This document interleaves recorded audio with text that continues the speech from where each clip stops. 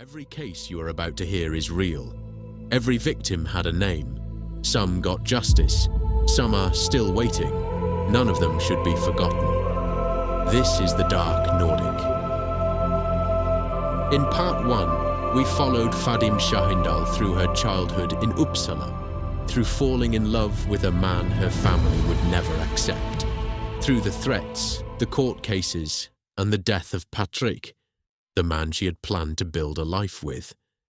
If you haven't heard part 1 yet, we recommend starting there, because in this episode, we reach the end of her story, and it is one that Sweden will not forget.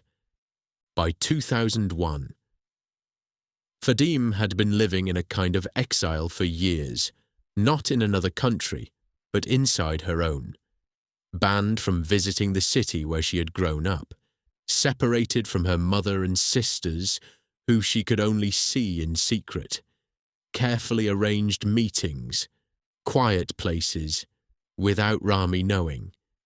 She had lost so much: her boyfriend, her family, her home city, her right to grieve openly. But she had not gone quiet. She had continued to speak publicly about honor-related oppression. She had given interviews.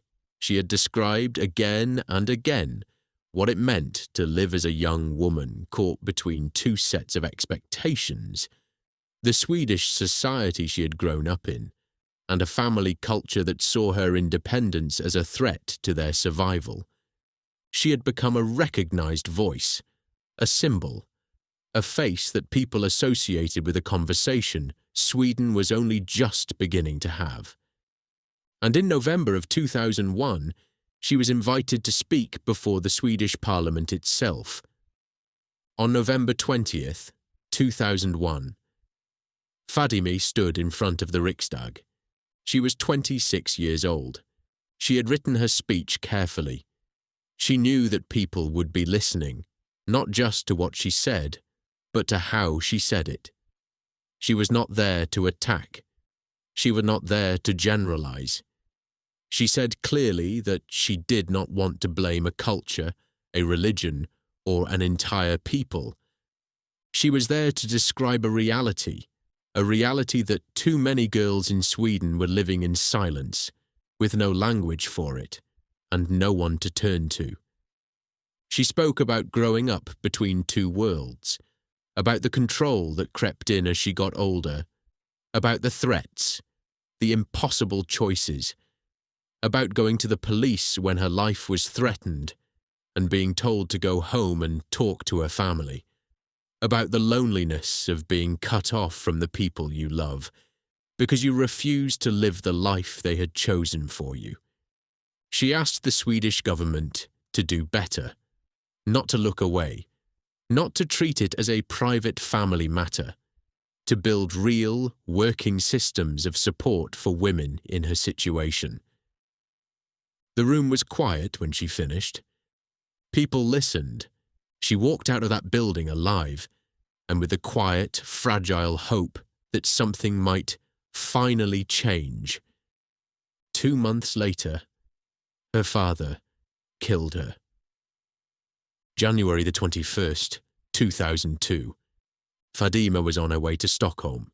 She had a trip to Kenya coming up, part of her studies in social work.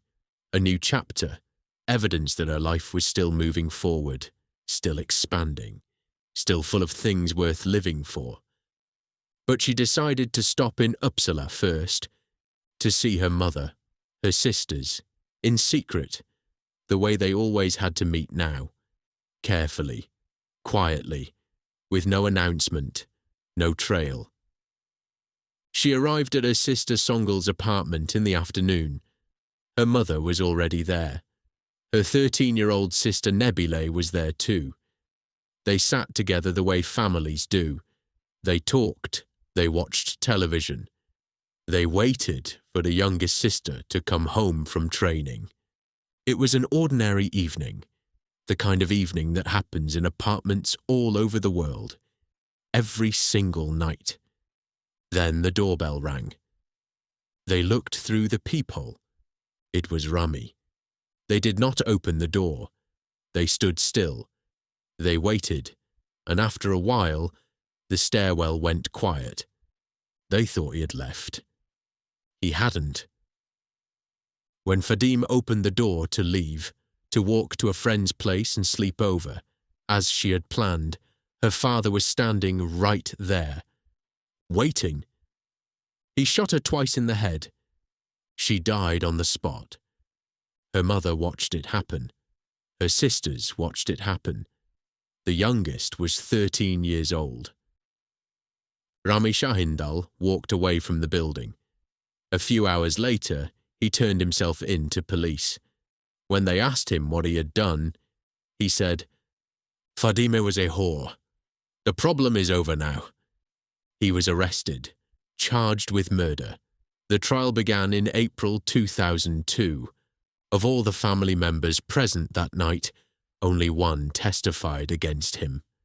Songül, Fadime's sister, the one who had opened her apartment, who had let them all gather there, who had watched her sister die in the doorway. She testified under police protection. She told the court that what happened was not a sudden explosion of rage. The murder had been organized, planned. Others in the family had known what was coming. Rami had not acted alone in his thinking, even if he had been the one to pull the trigger. In April 2002, the Uppsala District Court sentenced Fadime Şahindal to life imprisonment for the murder of his daughter. Fadime's funeral had already been held on February 5th at Uppsala Cathedral. It was broadcast live on Swedish television. The Prime Minister attended. Members of the royal family attended. Thousands of people lined the streets. Sweden mourned a woman it had failed. Because here is what we cannot forget. Fadime Şahindal had done everything that a person in her situation is supposed to do. Everything. She had gone to the police. She had gone to the media. She had taken her father and brother to court and won. She had accepted a secret identity and a security alarm. She had moved cities. She had spoken in Parliament and said, plainly and clearly, with her own name and her own face, "I am afraid. The threats are real. I need help." And still. The police had told her to go home and talk to her family. The system had given her an alarm and a new identity, and considered the job done. It had listened to her speak in Parliament in November, and 2 months later, she was dead. She was brave in ways most people will never have to be. She spoke when silence would have been safer. She stood in front of the entire country and said, "This is what is happening to me. This is what is happening to others. Please, do something." It was not enough. Not because she failed, but because the people around her were not listening hard enough. Fadime Şahindal's life sentence was later reduced to 24 years by a court of appeal. In August 2018, he was released from prison after serving 2/3 of his sentence. He was 69 years old when he walked free. Fadime was 26 years old when he shot her. After her death, a human rights organization in Sweden was renamed in her memory. It is called GAPF, in Swedish, Glöm, Aldrig Pella och Fadime. In English, Never Forget, Pella and Fadime. Pella Atroshi was another young Kurdish Swedish woman.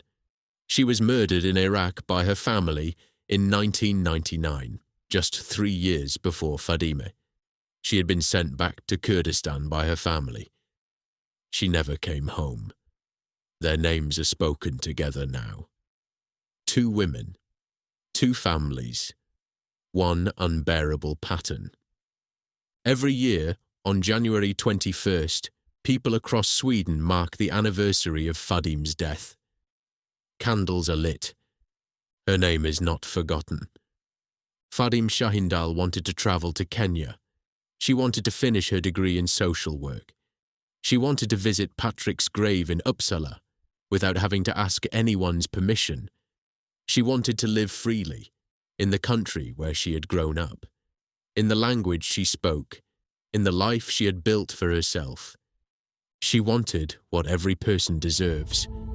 She did not get it, but she made sure that her story would outlast the people who wanted her silent.